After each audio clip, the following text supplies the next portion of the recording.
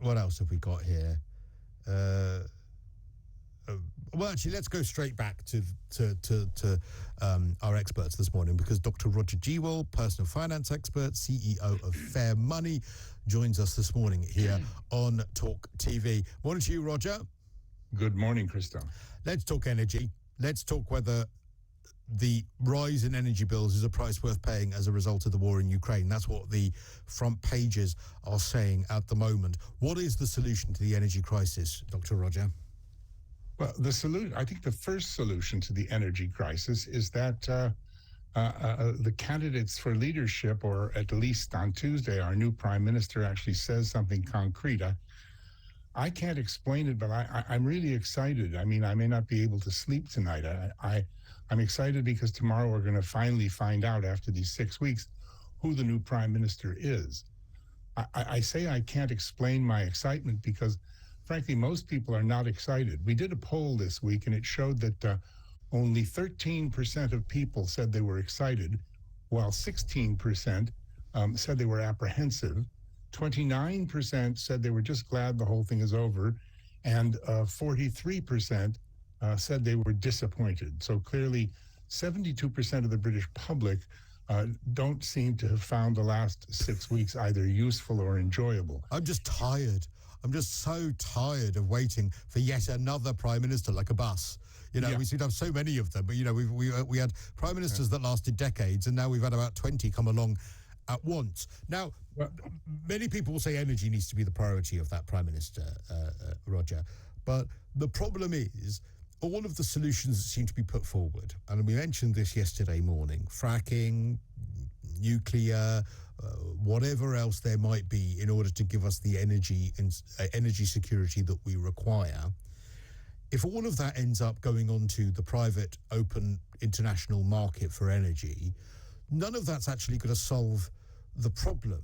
Now, I'm not saying we should nationalize energy, heaven forbid, but I wonder whether there is a solution to what many people see as a broken market. Well, I mean, that's exactly the point. YouGov did a poll. 12% of people only think that Liz Truss will be a good prime minister. 52% think we will really regret it.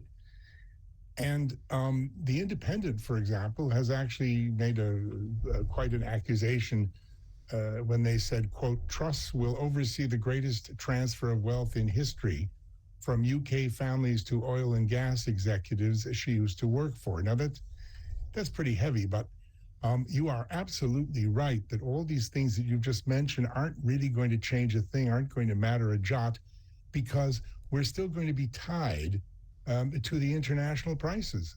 Now, worse than that, something called Humane Energy, a group has come out with a study that actually tells us that electricity is very, very cheap.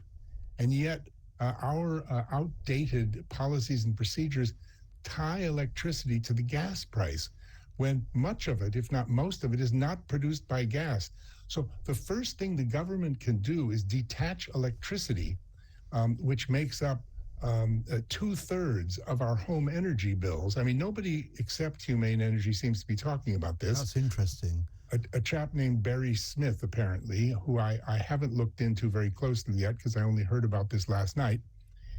But Mr. Smith and his organization apparently believe that, and apparently have the facts to back up, that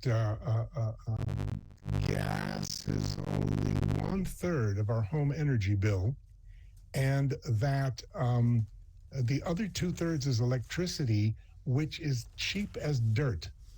And we're paying through the nose for it. We're paying through the nose, and the prices are skyrocketing. Energy bills, Cristo, are now 35 times rising 35 times faster than wages and 57 times faster than benefits. And do you think that this was something that when we privatized the energy market, which I'm a Thatcherite, I'm on board with why privatization happened, because supposedly it's good for the consumer, because the competition in the market means that the prices get driven down and it's also more efficiently run, all of those sorts of things. Do you think that this was not envisaged, that the fact that this market that the energy would be subject to would ever end up seeing energy prices so high, or what were the failures of privatization that led to this if it wasn't that? Well, I think it's the same failures that lead to all the failures in government. I mean, at least Boris was getting things done. I was pretty sure that P.C. Johnson of the Met was going to throw his hat into the ring, but he didn't. Apparently, he's too busy and has stated that there are so many miscreants out there. Why does he always use such big words, Cristo?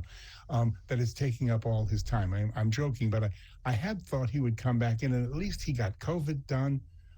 He got a lot done with Ukraine, to the point where President Zelensky praised him as, above all other countries, someone who came to their aid. It's exactly the last 6 weeks where we've been told nothing. We've had debates, we've had hustings, we've had nothing but, as far as I'm concerned, absolute waffle. A vacuum, a complete vacuum. Martin Lewis challenged Liz and Rishi to a debate. It didn't happen. Liz canceled her interview with Nick Robinson on the BBC. They obviously, don't want to be called to account. They don't want to reveal what they're thinking and give it to the other. I'm not sure what it is, but what would you do? I mean, if you could say to them, right, the energy market is broken now, but also in order to stop this ever happening again, would it be, dare I say, we've got to renationalise it? Would it be that we invest in nuclear and that is nationalised, so at least we own some of the energy? Or would that not work logistically because it has to go onto the open market? How would you solve this? The first thing that we need are politicians and ministers that are transparent and honest with us. Okay. This is a totally... Roger, realistic solutions, please. No, but this is a totally unacceptable lack of accountability for a democracy these past 6 weeks. Listening to these two candidates who are obviously extremely capable people simply refuse or appear dissemble and seem unable to answer the simplest of questions. The first thing we need is some transparency. The second thing is, if this Humane Energy Group is right, we need to decouple, we need to disconflate electricity from gas. Well, John has just tweeted me to say, actually, no, we do mainly use gas to produce electricity, and this is why prices are high.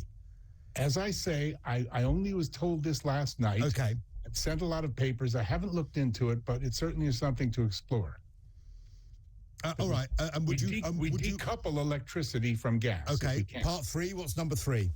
Part 3, I don't believe in windfall taxes. I don't think you tax somebody just because they're making profit, but I would certainly use that as a weapon if the energy companies themselves won't do something. They are making absolute fortunes, and people are starving.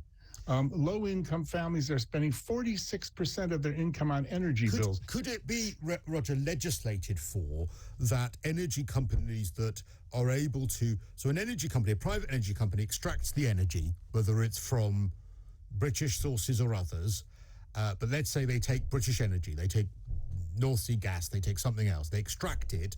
Could there be legislation passed to say, look, if the energy is sourced from the UK...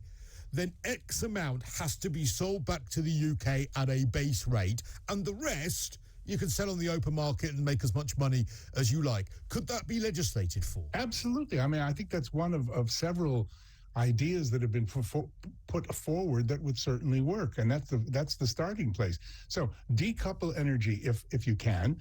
Number 2, put that in place. Number 3, by all means, reduce the green levy. As Liz Truss is saying, although that's just a pittance, that's like Rishi's 5p on petrol. But yes, each of these things collectively will make a big difference to people's lives. Single-parent families on low income are spending 66%, and low-income single adults, wait for this, are spending 120% of their income on energy costs. That's unbelievable. So they're going into debt every month. Wait. And on that debt, of course, we have uncontrolled interest rate rises coming all the time. Exactly not the thing to do in a situation of cost plus inflation. It's a stranglehold. Roger, really depressing outlook, but thank you. At least a couple of solutions in there too. Personal finance expert, CEO of Fair Money, and some of the solutions there. When we come back, we'll hear from you.